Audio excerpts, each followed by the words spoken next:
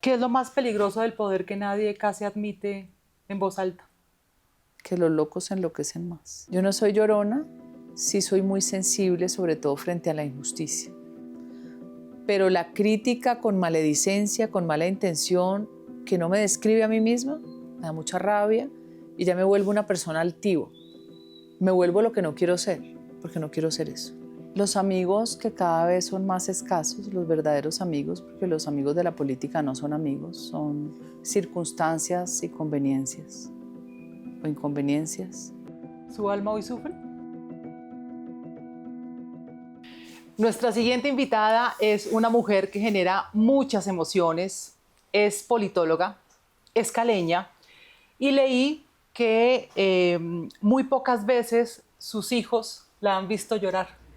Senadora, es un placer que esté con nosotros en Preguntas al Alma. Me encanta el nombre, además, de tu programa. ¿Qué le genera? Me genera ese momento de explorar lo que uno no exhibe, lo que uno no expone, que está dentro, resguardado, que a uno le da temor sacarlo a la luz. Y en la política sí que se ve eso.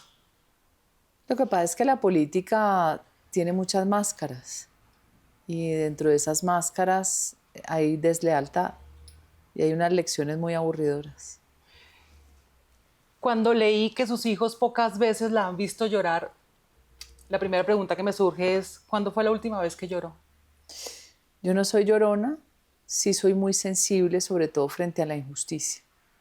Me da mucha rabia que le hagan daño a la gente. Y más rabia si esa persona no tiene herramientas para defenderse o si es pobre. Entonces, además de su propia condición de enfrentar la vida con las dificultades propias de la escasez, además una injusticia. Y si el Estado es el que ayuda a que esa injusticia se materialice, me parece insoportable. Esa ha sido una lucha de vida que tengo.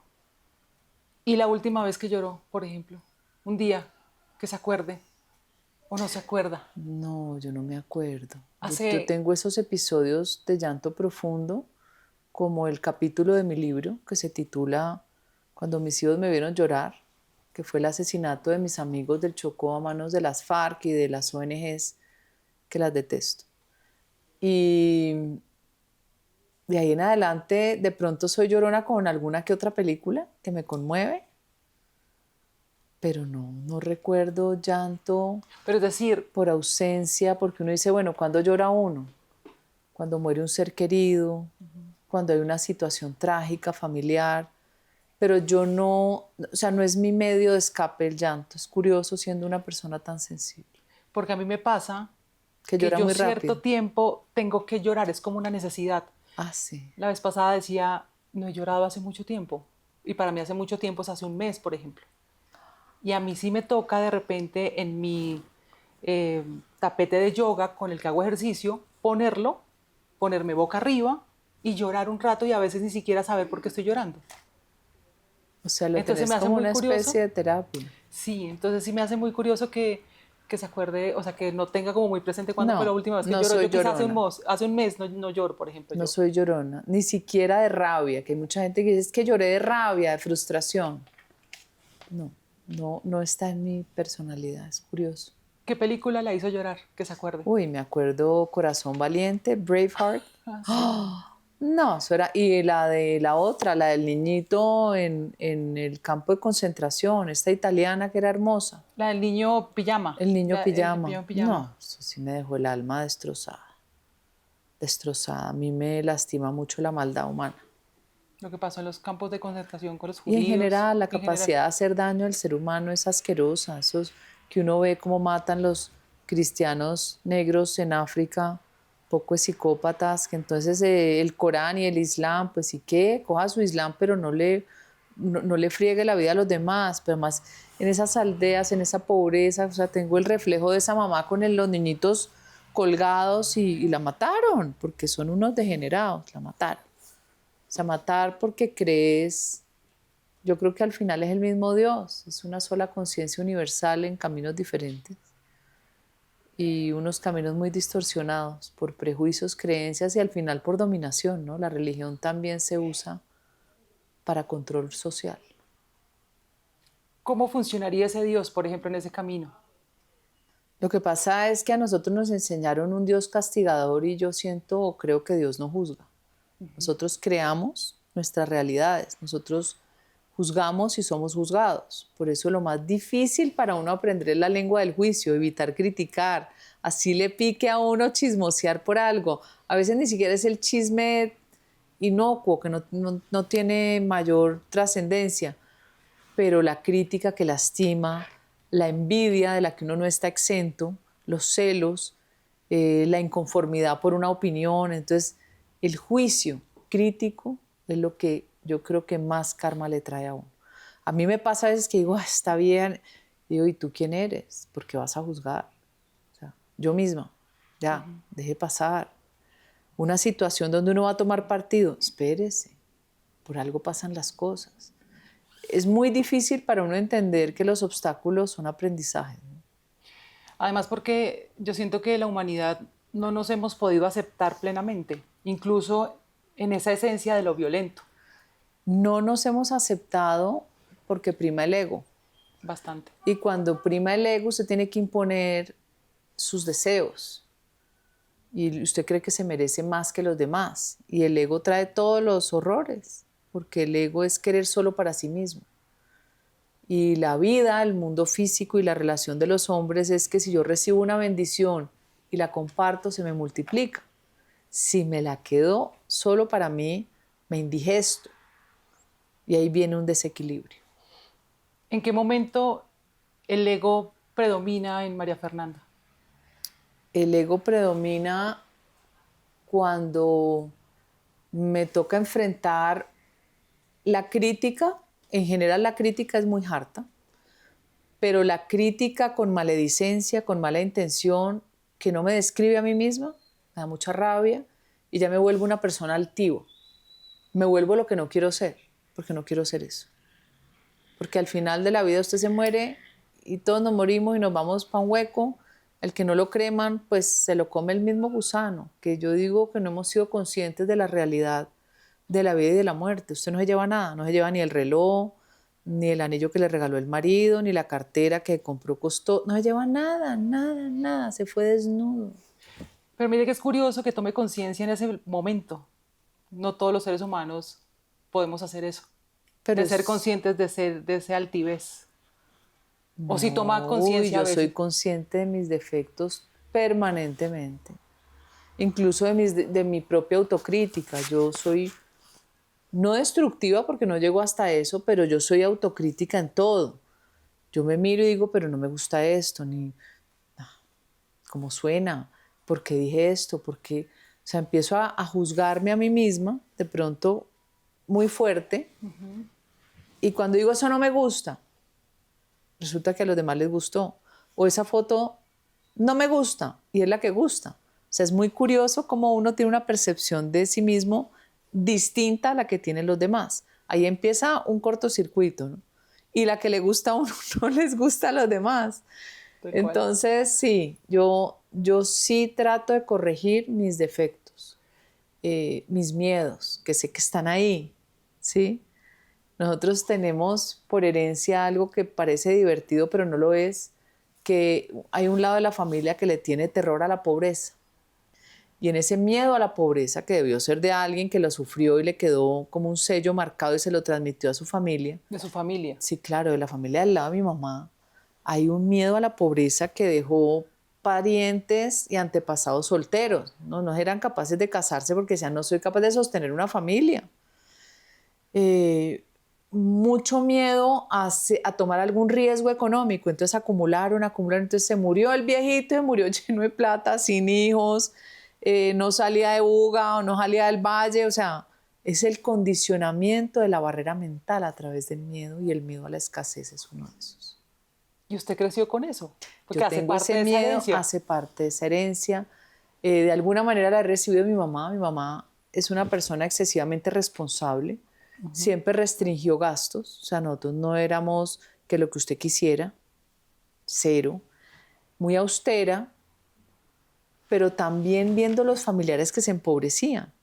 Porque eso es muy usual. Usted en pueblo y entonces su familia ha sido rica, pero la vida va cambiando y los viejitos se van envejeciendo más. Y si los viejitos no tienen familia, no tienen hijos, y la que no fue monja, entonces es lo que después terminó denominándose familias vergonzantes. No tenían ni para el mercado, pero vivían en unas casas y entonces empezaron a vender todo. La lámpara de Murano, italiana, las sillas vienesas, todo, todo, todo. Y esa realidad es horrible. ¿Cuántos años tenía María Fernanda cuando vio todo ese escenario familiar? No, lo he vivido en distintas épocas, pero sí me impresionó mucho una vez que fuimos de viaje con una tía mía que es decoradora y un amigo de ella la llevaba a ir a donde las familias de pueblo que habían sido ricas y se habían quedado pobres. Porque todo eso va para los anticuarios y se vende carísimo. Y si lo exportas, hoy en día que hay Instagram, pues uno pone las cosas y las vende 20 veces más.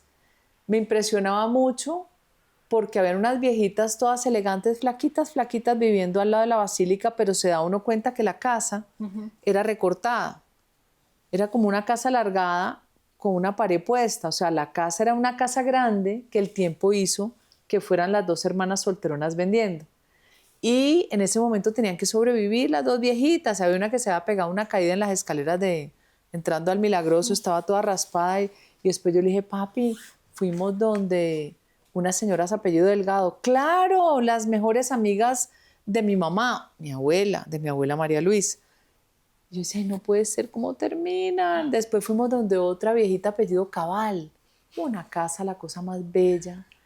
Y ella vendió su lámpara de Murano. Y yo salí con el corazón destrozado. De haber visto eso. Ahorita que usted estaba hablando de esas cosas que a veces después dice, ¿yo por qué dije esto? La más reciente, que haya reflexionado de algo que dijo en público. Lo que pasa es que no me arrepiento. Bueno, no se arrepiente, ya hay madurez. No se arrepiente, pero dice, ¿yo por qué lo dije así? Debí haberlo dicho de otra manera. No, eso ya yo no lo califico. Entonces, el juzgarse, ¿cómo está? No, porque uno tampoco puede restringir permanentemente su forma de expresarse, porque deja de ser uno. Entonces, la última versión de la crítica que además me da risa, yo con un periodista de La Silla Vacía, que además lo conozco hace años, que además es amigo y a que además yo le tomo el pelo. Entonces le digo, usted tiene cemento en el cerebro. Quedaron aterrorizados toda la mamertería y los pseudointelectuales. Bueno, el presidente Uribe quedó histérico. Cemento en el cerebro quiere decir ideas fijas. Sí, cuando una persona, y peor si es joven, tiene ideas fijas, es un problema para entender la realidad, que tiene distintas perspectivas de pronto desde el lugar donde usted la ve. Tal cual. Si está discutiendo conmigo, que soy una persona conocedora de la historia, así moleste que yo diga lo que yo considero que es, como me molesta a mí de pronto que frente a un hecho que conozco incluso judicialmente me digan no fue así. Uno no puede permitirse el que no haya opiniones que, como la mía, tienen fuentes de información. No es el prejuicio ideológico, no. Entonces en ese momento se crea la controversia, que ¿por qué lo dijo? Que no lo ha debido decir. No, y lo vuelvo y lo digo. Ideas fijas, hay que ponerle un nombre. Es que suena mal, entonces yo digo, bueno, entonces de pronto uno tendría que hacer la frase larga. Pero ¿por qué? Pero sí se cuestionó el haberlo dicho así. No, no me lo cuestiono, ya no me lo cuestiono. Ya no, pero en su momento sí. No. Tampoco. No me lo Entonces, otro ejemplo. Me lo cuestionaron a mí. No, yo sé. Otro ejemplo, pero tampoco. De María Fernanda, yo nunca me voy a cuestionar por qué le dije a los vagos estudien vagos. No, se lo digo porque empezamos justamente esta entrevista diciendo que una parte de María Fernanda Cabal siempre está en constante cuestionamiento propio, reflexionando sobre lo que dice. Pero por el día a día.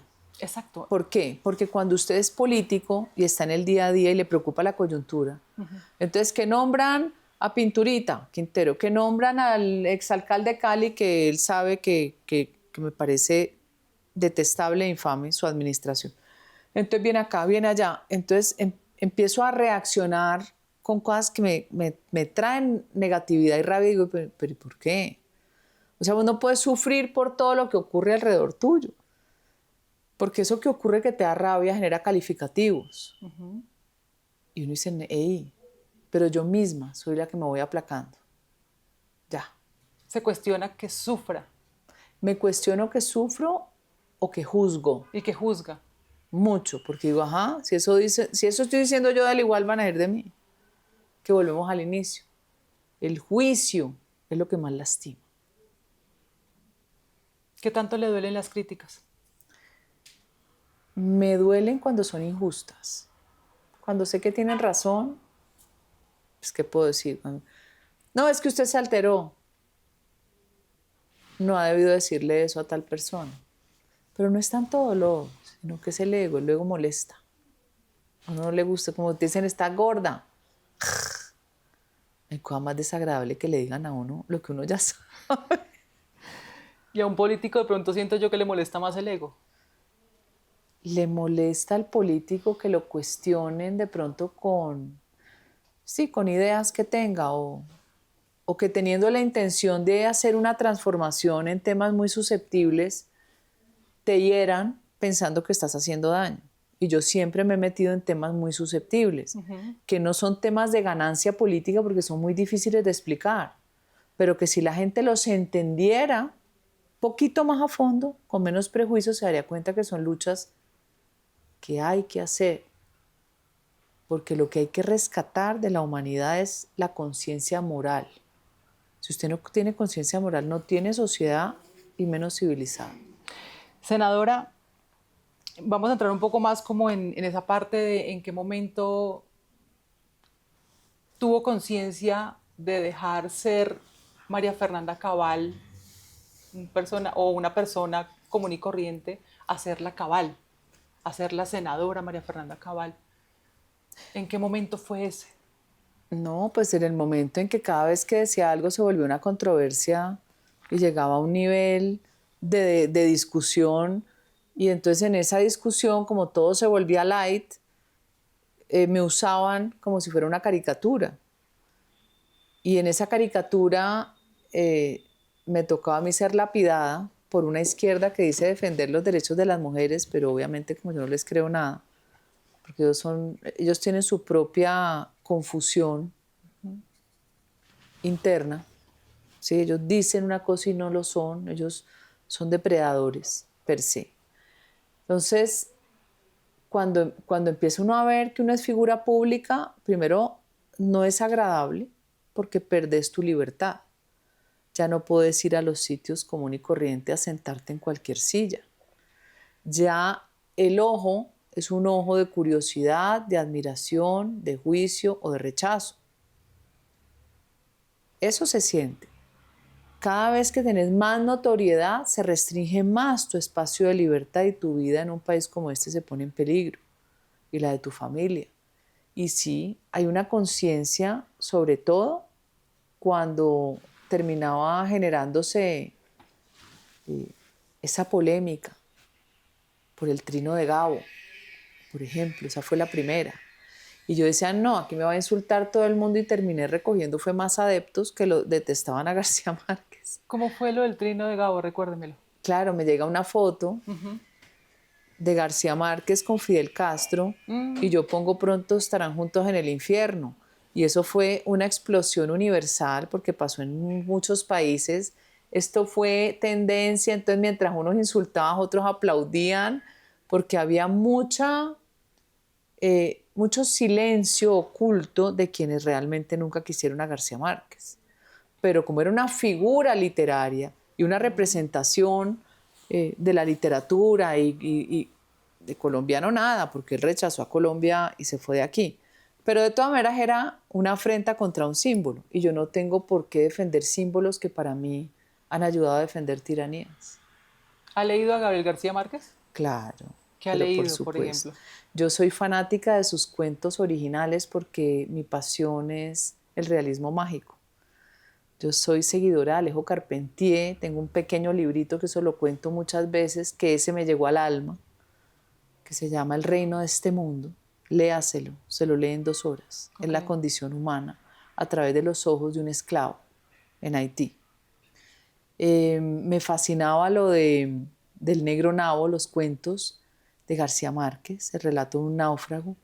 El del Negro Nao es sensacional porque él juega con los tiempos de una manera donde si usted se distrae, le toca devolver las páginas del libro. Por eso también soy fan total de Juan Rulfo y Pedro Páramo. O sea, a mí me gusta soñar en esa pasión literaria que te sumerge entre la realidad y la fantasía. Esa genialidad de la invención humana todavía me sorprende y me genera admiración. Es una contradicción humana, al final. No, porque no puede, digamos, separa el artista del humano. ¿Quién dijo que no? Refiriendo a Gabriel García Márquez. No. Los cuestionamientos que tiene. Usted puede ser un excelente escritor y una pésima persona. Pero es una contradicción al final del momento, del día. De él, no mía. Suya también porque consume de lo que él... No, porque sus libros son sus libros que no son su vida. Okay. No es la vida de él. La vida de él la tienen muy bien traducida los cubanos en el exilio, en la Florida. Okay. ¿Qué ha perdido de su vida íntima por estar en lo público? La libertad. Los amigos que cada vez son más escasos, los verdaderos amigos, porque los amigos de la política no son amigos, son circunstancias y conveniencias o inconveniencias. Los viajes agotan mucho. El viajar a región te alimenta de esa Colombia bella, bella en su geografía, en su gastronomía, en su música, en su gente, pero termina aislándote de tu núcleo familiar. A mis nietos los veo muy poco. ¿Cuántos nietos tiene? Voy a tener el cuarto. Upa. O sea, cuando los veo yo digo, no, pues esta ya va a estar de primera comunión. Entonces es un sacrificio por una pasión que sí después uno siente esa ausencia, porque sí se genera distancia con los hijos, con los yernos, con el sentido de familia. Bueno, senador, usted me contaba de sus nietos. Poco los ve o poco los ha visto. Muy poquito, me da un pesar. Entonces, de pronto cuando los veo, a mí me fascina sumergirme en ese universo porque yo soy muy de fantasía. O sea, yo eso no lo superé de mi etapa infantil. A mí me gusta soñar. Entonces, yo transmito historias y cuentos y yo les llamo mucho la atención. Lo que pasa es que yo no tengo la paciencia de las horas de juego, ¿no? Yo son por momentos. Ellos quedan encantados. Les cuenta historias. Historias, les invento chistes, pero además gozan porque yo soy muy creativa.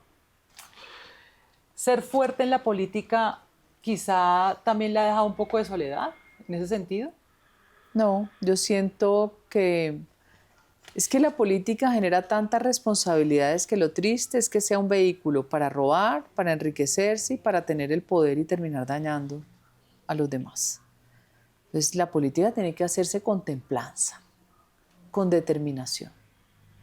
Si uno va a llegar solo a la política a meterse en los bolsillos la plata que debería ir a un acueducto, a un alcantarillado, pues yo no tengo conciencia para eso. Pero es otra forma de hacer política que termina degradando la función de la política. Siento que esa voluntad de poder que tengo yo, esas ganas de ser presidente de este país, es para poder transformar realidades. ¿Esa templanza de la que habla siempre la tuvo? No. ¿O en algún momento, cómo era, por ejemplo, María Fernanda de niña? Muy distinta. ¿Cómo era? Muy distinta. Era hipersensible, muy frágil. La crítica me generaba distancia, aprensión. Me gustaba mucho jugar sola. Me gustaba mi cuarto, mis juguetes. Yo disfruto de la compañía, pero no era necesaria. Yo tenía una imaginación tan desbordada que yo organizaba los juguetes y con los colores hacía las avenidas, con los lápices de colores, y yo ahí me sollaba toda una tarde y me llevaban el almuerzo prácticamente al piso, yo feliz, que no se lo comiera el perro mío, ¿no? En Cali, ¿no? En Cali, y toda la vida perruna, perros comprados, perros regalados, perros recogidos. Y era una persona mucho más miedosa. Mi papá muy fresco, muy querido, muy tranquilo. Mi mamá muy templada, muy regañona. Entonces mamá pegaba un grito y quedábamos todos.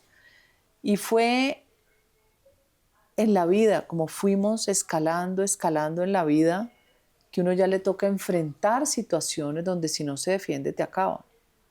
Yo prefería guardar silencio, aguanté tanta injusticia que por eso detesto el sistema escolar. ¿En qué momento entonces deja de ser esa, ¿Qué esa momento María me volví Fernanda? templada? Sí, ¿en qué momento se volvió La fuerte? injusticia. A la injusticia primero me Pero la achicharraba. injusticia, siento yo, lo intuyo yo, en su casa. No. Porque La me cuenta, injusticia que yo viví no era en mi casa. Mi mamá era fregada y lo que fuera. De pronto con las hermanas que uno pelea y le da rabia. Porque, exacto, a esa injusticia me refiero. sí, pero la injusticia del colegio fue la que me marcó mucho.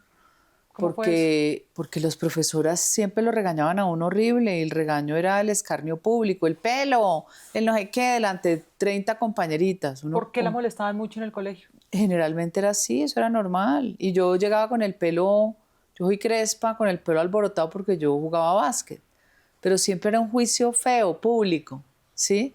Y usted está haciendo tal cosa, no la estaba haciendo. Entonces defenderse no significa nada porque no tenés igualdad de armas, como dicen hoy en derecho penal. Siempre gana el profesor. ¿Cuándo iba a ganar usted? Nunca. Y eso me lo explicó Francisco Callao Restrepo en un librito que él tiene, que es La escuela es el primer administrador de justicia en sociedad. Usted la primera injusticia que recibe es la del colegio, pero obvio, una rabia. Yo por eso no volví a ninguno, o sea, no quise saber más del sistema escolar, nunca. O sea, no estuvo mucho tiempo en el colegio. No quise volver. Todo el mundo vuelve y celebra, y las compañeras y en el colegio y la Navidad, nada, cero.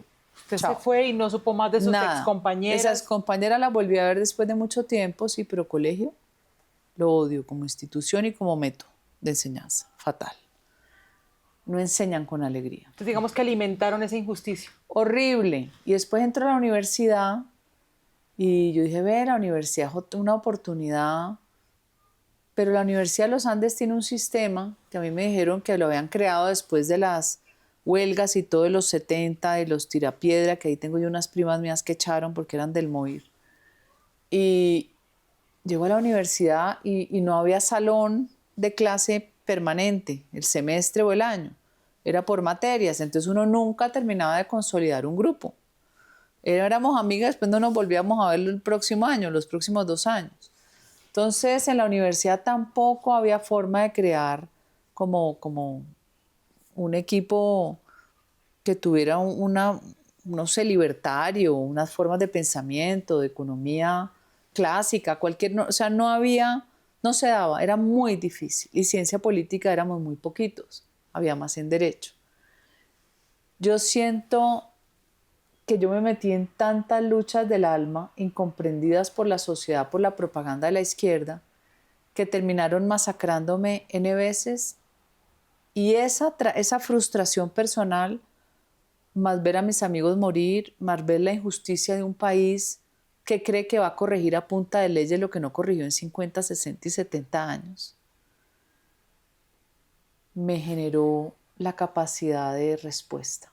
Me volví hábil, rápida, a veces lapidaria, y siento que eso me dio identidad. En ese sentido, las dudas vinieron ¿cómo? Cuando empezó a buscar esa identidad No, yo no la busqué. o la vida se la trajo. Pues que enfrentar uno la política y enfrentar a la izquierda y enfrentar los enemigos propios del partido de uno.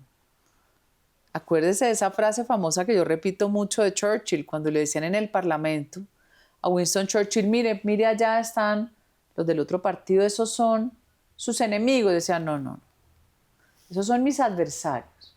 Mis enemigos están en mi partido. ¿Tiene muchos enemigos en el partido hoy?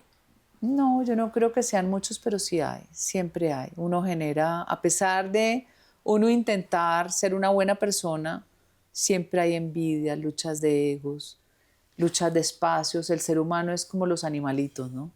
Como este espacio es mío y nadie me lo puede quitar.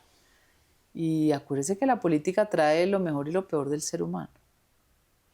¿Qué tanto le dolió no ser hoy la candidata del Centro Democrático? Más que un dolor de ego, es un dolor de injusticia. ¿Cómo lo tramitó o todavía lo sigue tramitando? No, porque yo no me pego. Yo sentí que estaba libre, que estaba liviana. A veces me levanto y digo, qué delicia no estar en campaña, qué delicia no tener que soportar que me manden a regañar, qué delicia no tener que estar uno sometida a ver qué dice A y qué dice B y qué dice C, porque uno no puede lastimar a nadie, no, qué jartera. Otras veces me levanto con sentimiento de frustración y de rabia, porque siento que yo permití que me pasara. Yo confié. Y la conclusión es que en política, así como las lealtades son escasas, o es la virtud más escasa, en política no se puede tener buena fe. Un colega suyo me dijo hace muy poco que todos los políticos son actores, sin excepción alguna. Que la política es un teatro de alguna manera, es un escenario. Es un escenario, pero el ser actor es como si estuvieras fingiendo un papel. Y de eso yo me aparto porque yo no finjo nada. Yo soy como soy. Por eso he generado controversia, porque no soy políticamente correcta. Él lo hablaba más hacia el personaje político versus el personaje humano. Pero es que cuando uno deshumaniza la política es cuando pierde la esencia del querer transformar la vida de una sociedad. Porque si no, el rol entonces termina siendo actriz de la política. ¿Para qué? ¿Qué emociones la salvan entonces para que la política no la deshumanice a usted? La conciencia moral y el compromiso social. ¿Y esas qué emociones vendrían siendo? Es la conciencia del dolor ajeno, la conciencia del sufrimiento cuando perdes tu casa porque una de las dos, si tienes una familia de pareja, hombre, mujer y se quedó alguien sin trabajo, es una tragedia. La conciencia de que el ahorro de años era para un capital, para comprar el sueño de toda persona rica y pobre, obviamente el pobre con más distancia poder materializar ese deseo que es tener un techo. Es que el techo te da cobijo. ¿Cuántas personas quedaron con su ahorro perdido? ¿50.000? ¿60.000? Yo siento que uno no puede aislarse de una realidad que está allí. Es leer el metro cuadrado de lo que sufre la gente, pero también ser consciente de que uno no es Dios y de que uno tiene que transmitir el conocimiento que uno tiene para que las personas se den cuenta que el esfuerzo, sí, trae beneficios como la disciplina, pero que no todo puede ser regalado ni puede ser gratis porque lo gratis no existe. Lo gratis está saliendo del bolsillo de alguien. Cuando usted tiene a todo el mundo esperando que el Estado le dé, le suba, le baje, le cambie la ropa, le ponga los zapatos, está cayendo en la trampa de lo que se llama la justicia social, que suena bonito. Pero como lo dice Agustín Laje, es el garrote del politiquero para volverte dependiente de una limosna mientras él se queda con todo. Eso es lo que le molesta a la justicia social. Es que no creo en la justicia social. Es que no es justicia social quitarle al que trabajó para darle al que no tiene. No debería uno ni siquiera adjetivizar la palabra justicia. La justicia es una sola.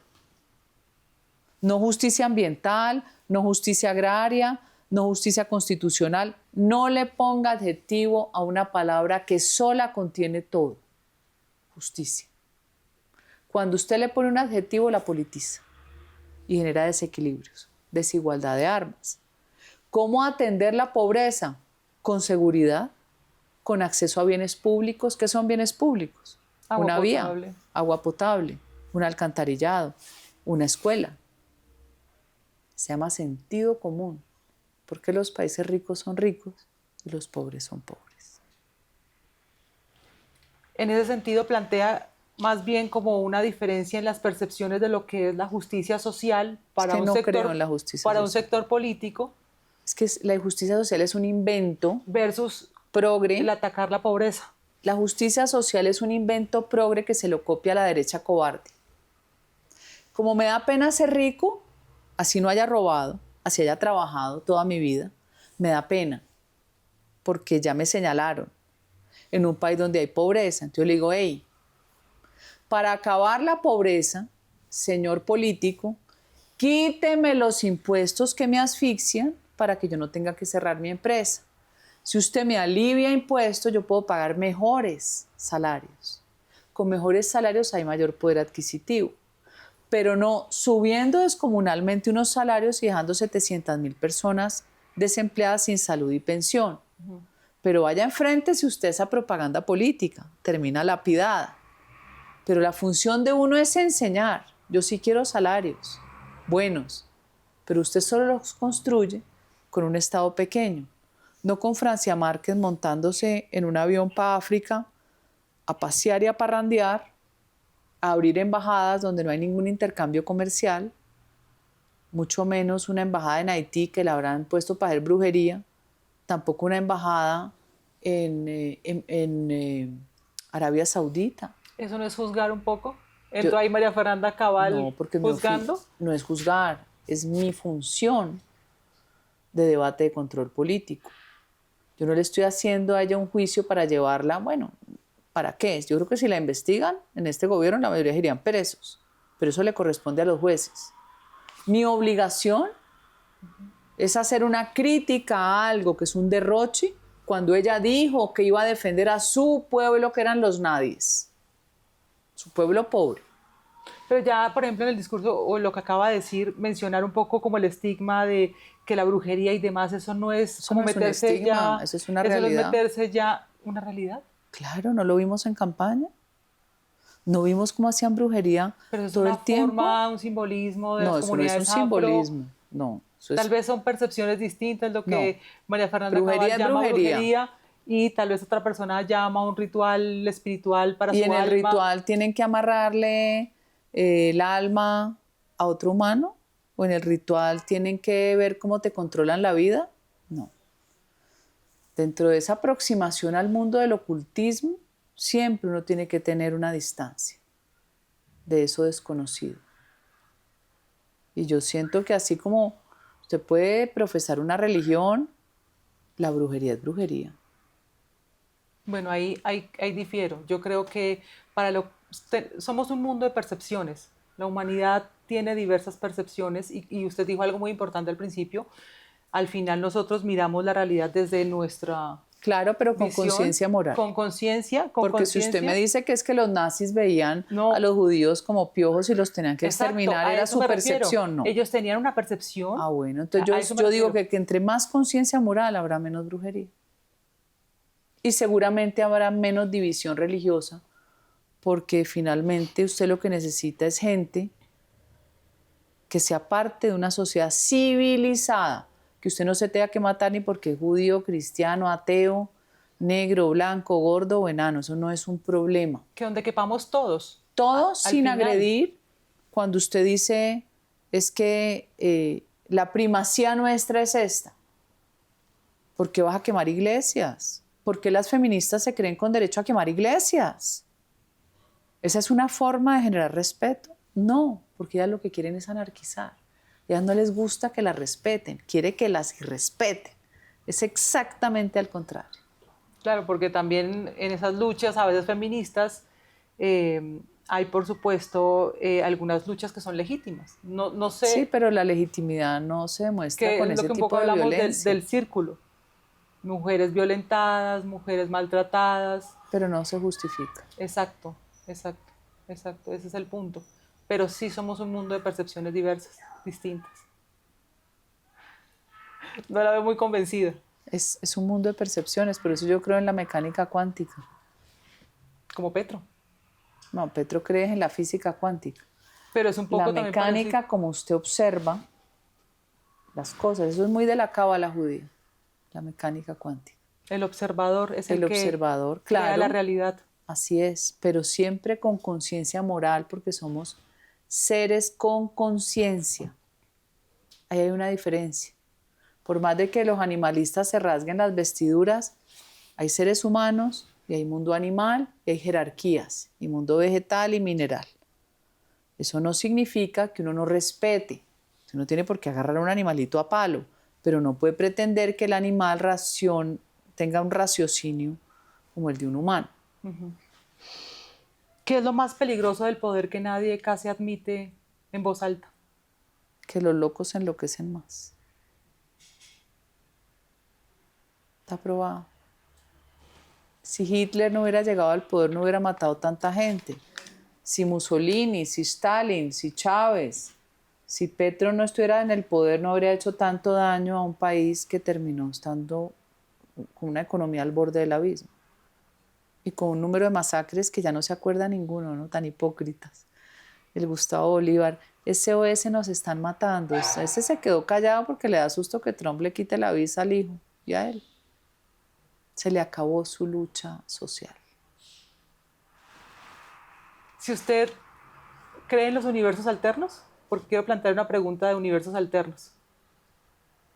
¿Pero universos en el mundo físico? Sí, universos alternos de personajes alternos. A veces la ciencia ficción nos hace un poco, incluso en la literatura, fijarnos en estos mundos, en esos universos donde quizá, por ejemplo, haya una versión de Caroline Morales con otra percepción o con otra ideología. No lo sé. ¿Cómo se imaginaría una María Fernanda Cabal en otro cuerpo, en otra ideología? No me la imagino. ¿Cómo sería si hubiese este universo alterno?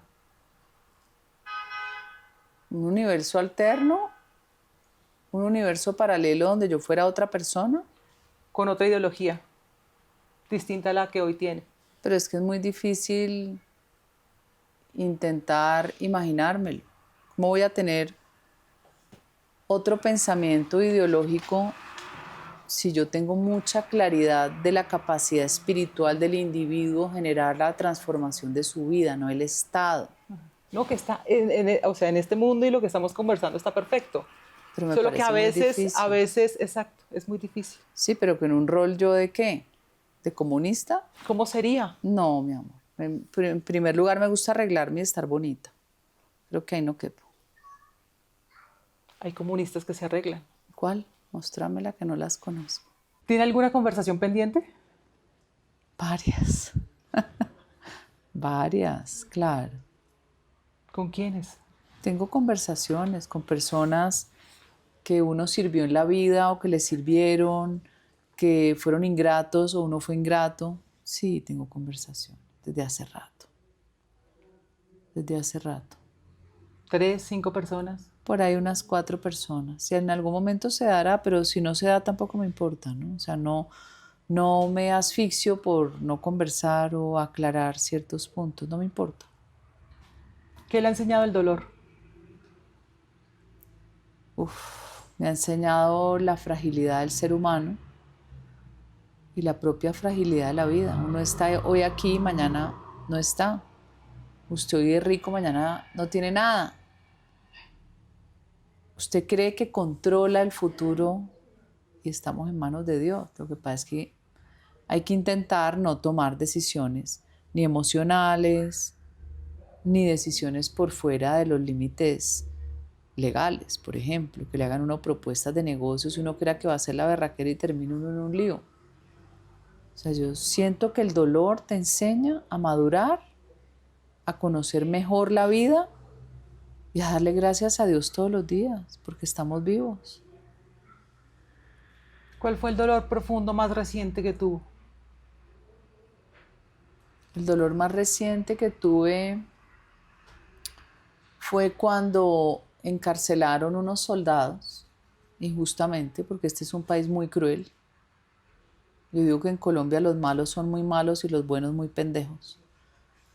Soldados que arriesgan su vida, que quedan discapacitados, mutilados, haciendo una operación militar, terminaron con la narrativa de la izquierda y los debates de un Congreso también manipulador, que se hace el que le duelen. Entonces los niños, los combates, terminaron presos por una justicia que persigue a la fuerza pública.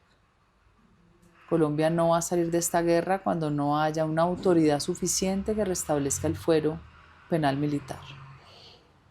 ¿Qué le ha enseñado la alegría? que la vida vale la pena vivirla y los pequeños momentos a veces son más grandes que la mejor fiesta. Hay una frase que dice que la ceguera biológica impide pensar. La ceguera biológica impide ver. La ceguera ideológica impide pensar. ¿Cómo hace María Fernanda Cabal para no perderse en sus convicciones? No, yo no soy ciega ideológicamente. Yo soy crítica frente a las ideologías, porque el fanatismo es ignorancia y ceguera ideológica es fanatismo. ¿Cómo hace para no perderse en sus convicciones entonces? No, porque yo sé escuchar. Porque cuando uno se mete en el metro cuadrado del dolor del otro, muchas veces se entiende por qué el otro piensa así. Porque hay resentimiento en su corazón, porque hay frustración, porque no pudo mandar a su hijo a estudiar. Pues claro que hay que conocer esa realidad, pero esa realidad no se transforma ni con politiquería, ni con lo que se llama justicia social. Esa realidad se transforma dándole las herramientas para que las personas transformen su vida. No es con el Ministerio de la Igualdad.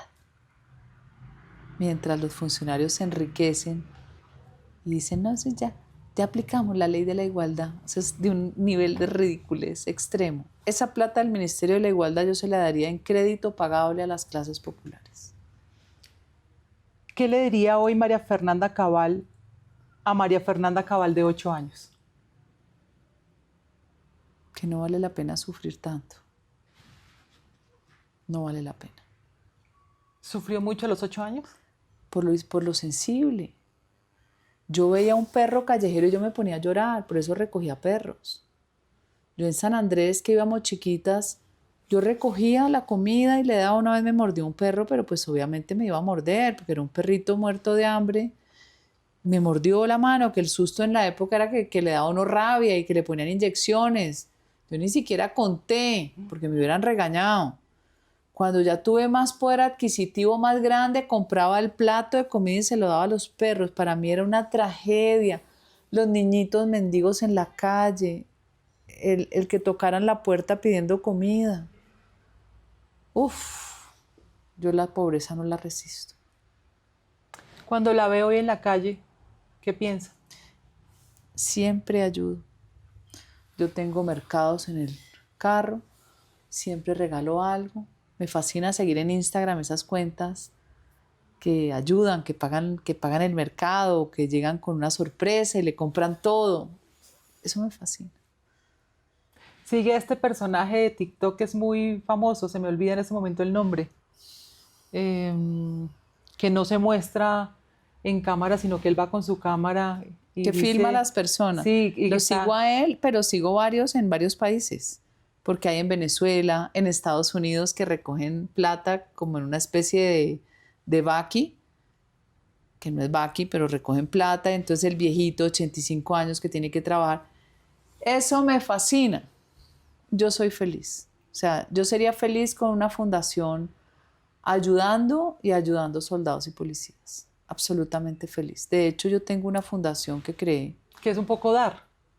Es que dar es muy delicioso. Dar es delicioso. Que podría ser una contradicción con no darlo todo, que es lo que usted me decía hace No poco. puedes darlo todo, porque Pero es paradójico que le guste dar, porque además se le nota en la cara cuando habla de dar. me fascina dar. Lo que pasa es que también uno descompensa. Yo nunca supe recibir. Me daba pena. Entonces me traían un regalo y me daba pena y me enseñaron que tengo que recibir, porque si alguien te lo quiere dar, ahí viene con una fuerza. Y esa fuerza hay que recibirla, porque eso te trae bendiciones. Y Es un círculo, recibir y dar y recibir. Yo nunca supe recibir, no sabía. Si alguien que no tiene plata me trae algo, me da pena, porque me lo va a traer. Resulta que hay que aceptar porque esa persona hizo un esfuerzo para demostrarte su cariño. ¿Y en qué momento Lo tuvo hice conciencia de claro, eso? lo hice consciente con un maestro que yo tengo hace 16 años. Ah, pero fue relativamente hace poco. O sea, antes de 16 años, María Fernanda Cabal le daba pena o le da o no. Hace nada, hace 8 años. 8 años. Sí, claro, pena No total. podía recibir. No. Y entonces cuando uno no recibe, uno se cierra. Uno tiene que aceptar recibir. Y la gente me da regalos. Hoy en día todo el mundo me quiere dar regalos, regalos, regalos, así sea que me lleven frutas.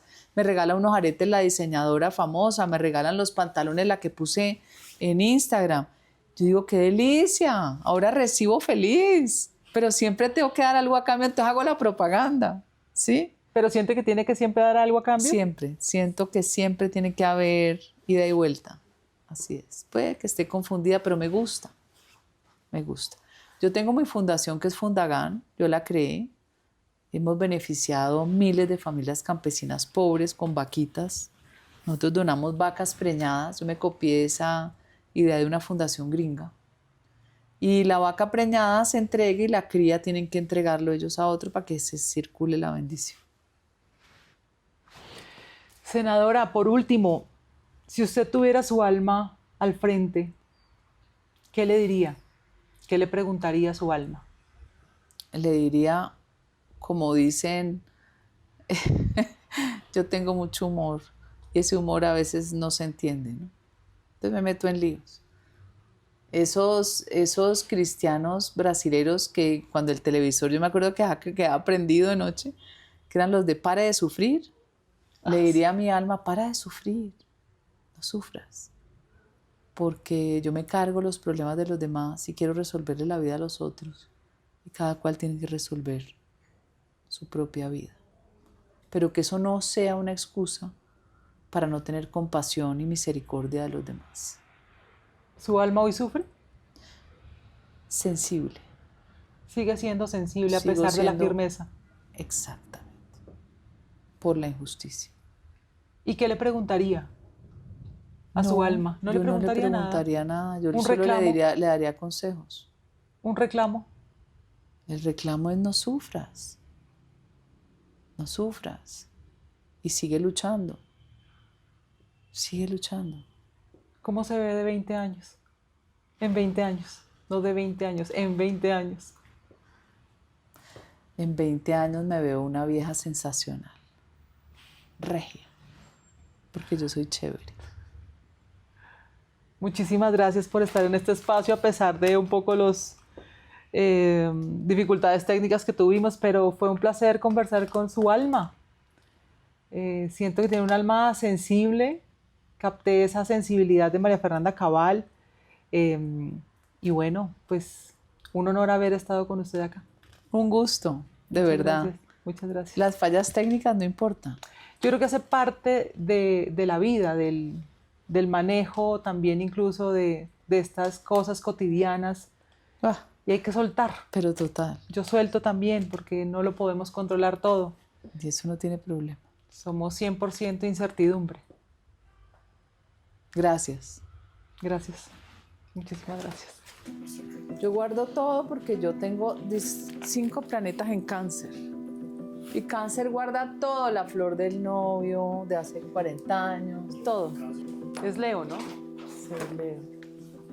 Ascendente Piscis con luna en Tauro, 5 planetas en Cáncer. Esta, por ejemplo, esta brocha me la regaló Puedes ella decir cómo... y no sé dónde la compraste y me pareció genial. Pues eso es todo el maquillaje de María Fernanda Cabal.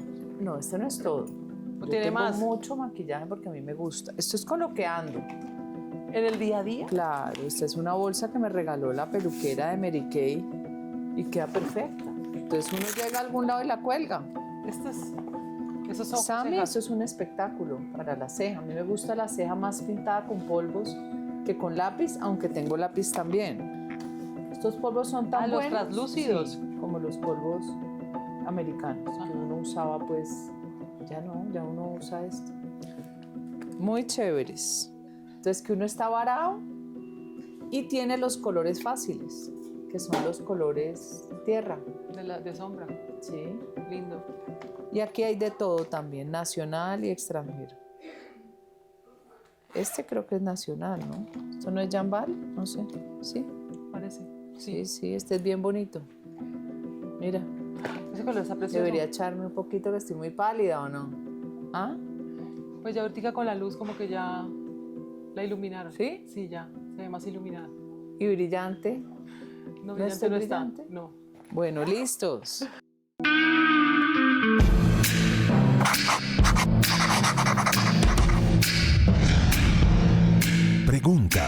al alma. Conduce Caroline Morales.